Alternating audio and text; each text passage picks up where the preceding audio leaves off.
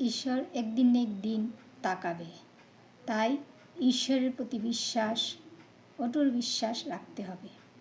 তো জীবের মঙ্গলের চিন্তা করতে হবে, নিজের চিন্তা নিজে করতে হবে।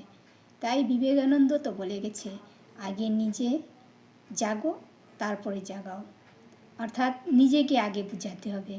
এটা আমার কথা না, বিবেকানন্দও বলেছে। তাই আমিও নিজে যেভাবে জেগেছি আরও জাগাতে চাই। আর জেগে থাকো, আমরা জেগে আছি, কিন্তু জেগে থাকার মাঝেও আমরা ঘুমিয়েই আছি।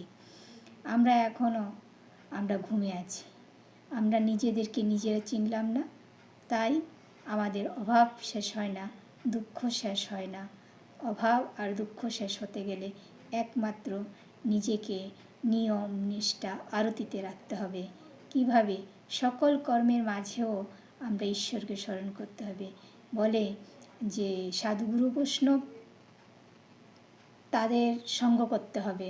সাধুগুরু বৈষ্ণবের সঙ্গ করলে হয় কিছুটা পাপ হলেও কেটে যায়, কিছু বুদ্ধি ভ্রষ্ট হলেও সঙ্গ চলে আসে।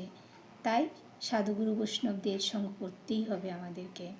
সাধুগুরু বৈষ্ণবের সঙ্গ করলে একটা না এক পথ পেরিয়েই আসে।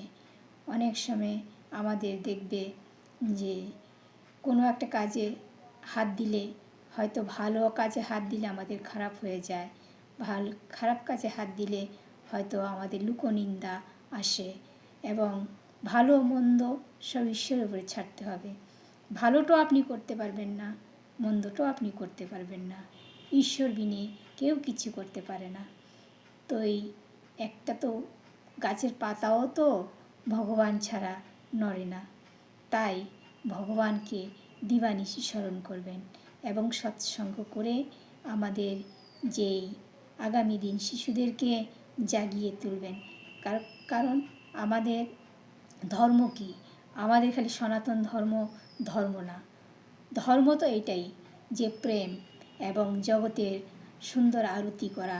অর্থাৎ আরতি বলতে আমরা যদি পঞ্চপ্রদীপ জ্বালিয়ে এখানে ঘি মধু দিয়ে আরতি করি, এইটা কোনো আরতি না। অর্থাৎ শিশুদেরকে শিক্ষা দিতে হবে যে জনগণের মাধ্যমেই এটাই আমাদের আরতি, এটাই আমাদের পূজা।